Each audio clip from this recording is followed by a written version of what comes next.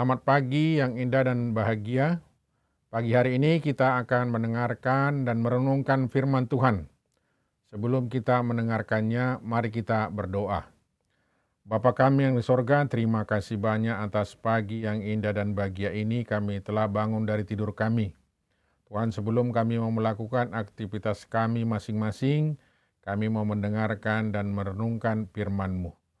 Berfirmanlah Engkau Tuhan, karena anak-anak-Mu siap untuk mendengarkannya. Kami berdoa dalam nama anak-Mu, Yesus Kristus, Juru Selamat kami. Amin. Pada pagi hari ini, tanggal 23 Februari 2023, firman Tuhan untuk kita yang tertulis dalam Roma 5 ayat 1 yang berbunyi, sebab itu, kita yang dibenarkan oleh iman, kita hidup dalam damai sejahtera dengan Allah oleh karena Tuhan kita, Yesus Kristus. Kita dibenarkan oleh iman. Abraham adalah bapa orang beriman, juga dibenarkan oleh iman. Orang yang dibenarkan oleh iman akan hidup dalam damai sejahtera dengan Allah karena persekutuan yang erat dengan Yesus Kristus dalam hidup kita. Iman itu bekerja aktif. Iman bukan sekedar percaya, tapi mempercayakan diri kepada Tuhan. Oleh iman, kita dipimpin oleh kasih karunia untuk menerima pengharapan mulia, yaitu kedatangan Kristus yang kedua. Seharusnya kita bukan hanya bermegah menunggu kedatangannya dalam kemuliaan yang besar, tetapi kita juga bermegah dalam menghadapi tantangan yang besar. Kita bermegah dalam kesengsaraan karena kesengsaraan menimbulkan ketekunan. Allah mengutus anaknya ke dunia dan dia mengalami sengsara. Kita hanya bersyukur kepada dia yang telah berkorban bagi kita. Jika kita mengorbankan diri, itu bukan jasa kita, tapi hanya sebagai ucapan syukur. Bersyukur ketika kita boleh melayani Tuhan, meski di tengah kesulitan dan kepahitan. Seharusnya kita berkata, jika dia telah menderita untuk kita demi keselamatan kita, kita hanya menderita untuk menyatakan rasa syukur kita kepadanya.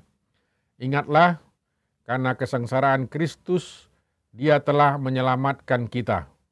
Namun sebaliknya, kalau kita sengsara, kita tidak menyelamatkan surga.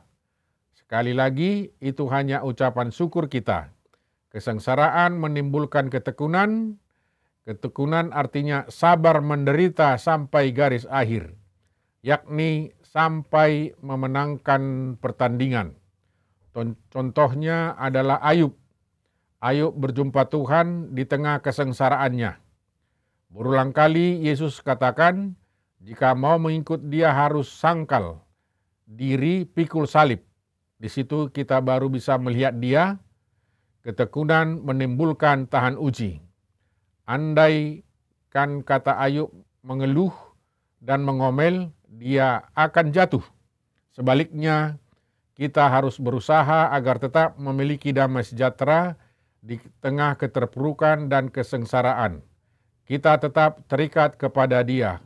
Itulah namanya tahan uji.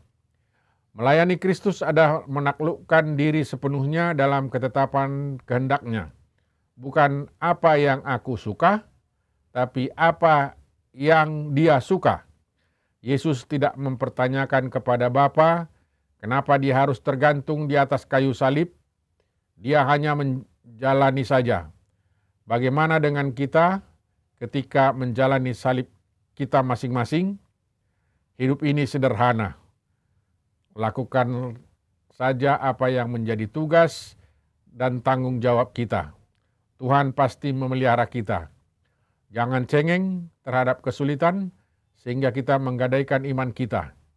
Orang yang tahan uji memiliki pengharapan yang besar. Ingatlah bahwa Kristus mengizinkan kita berada di kesengsaraan yang paling dalam supaya kita bisa melihat kemuliaannya yang paling tinggi. Amin, marilah kita berdoa.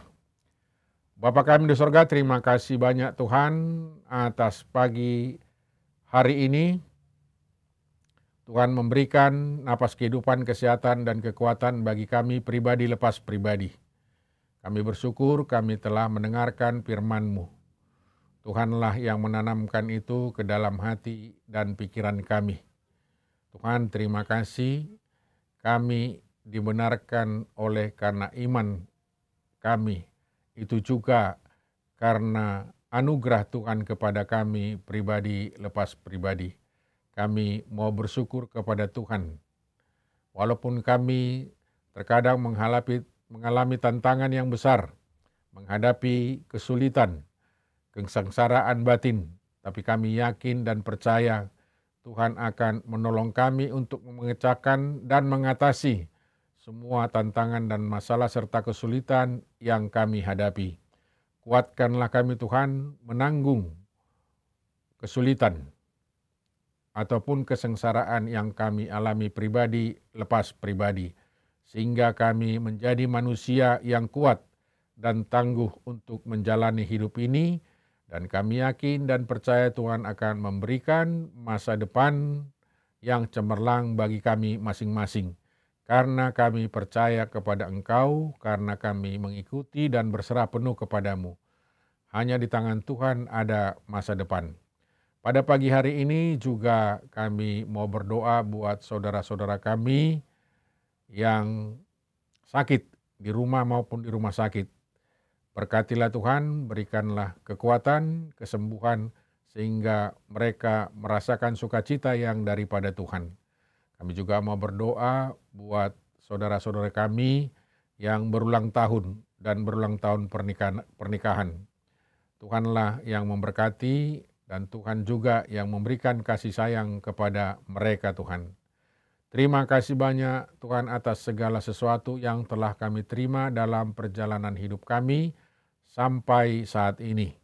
Dan hari ini juga kami serahkan kepada Tuhan, dan Tuhanlah menuntun dan memimpin kami dalam segala aktivitas kami masing-masing. Terima kasih banyak Tuhan, kami berdoa dalam nama anak-Mu, Yesus Kristus Juru Selamat kami. Amin. Selamat beraktivitas, Tuhan memberkati. Horas.